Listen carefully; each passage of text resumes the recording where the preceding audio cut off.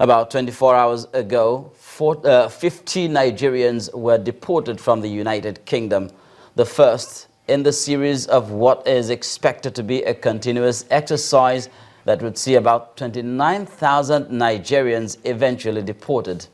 We're now being joined on the news at 5 by the chairman, House Committee on Foreign Affairs, Honorable Nana Lende Ukeje, to talk about this and its implications on the relations between the two countries. Well, Honorable Ukeje, the British government made true its promise to deport Nigerians that have violated certain immigration rules. Do you think their deportation followed international procedures? Thank you very much. The Nigerian government, the government of the UK in 2008 went into a bilateral agreement on migration. Now, based on this agreement, because hitherto, of course, the Nigerian government understood the pains, how painful it was to remove people who had chosen a certain country as the country of their homeland. Now, but we had also been inundated with stories that certain Nigerians who had either overstayed their visas or had violated the terms and conditions of their visas were picked up from the streets and put on planes and thrown back to Nigeria.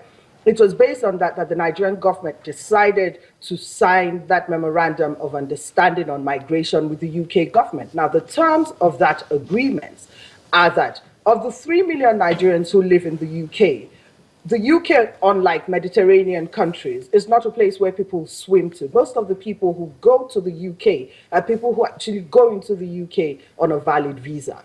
Now, most of the people who are the 25 to 29,000 people that we presently speak about are people who have either overstayed their visas, people who were students and who did not come back after their studies, people who had their asylum revoked, or people who had served jail terms in the UK and had to come back home.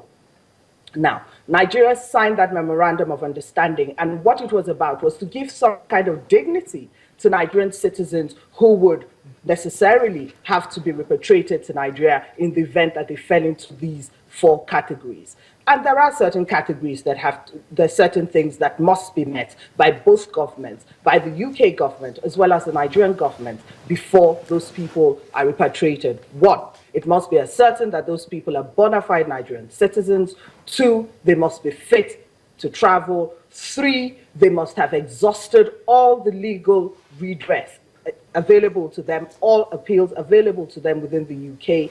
4, that they are indeed, they don't have such strong family ties that if they have lived in the UK for between 15 to 20 years, that they must be able to reintegrate into Nigeria. Now, in 2012, the Nigerian government actually decided that they would always have a high-level immigration officer on the plane when they were coming back. But it is worthy of note that they must have emergency travel certificates, and it is the Nigerian embassy in collaboration with the Ministry of Interior as well as the Nigerian Immigration Service that gives this travel certificates to the Nigerian citizens. So it is based on the terms of agreement between Nigeria and the UK that these Nigerian citizens have been brought back to the country. Of course, yes.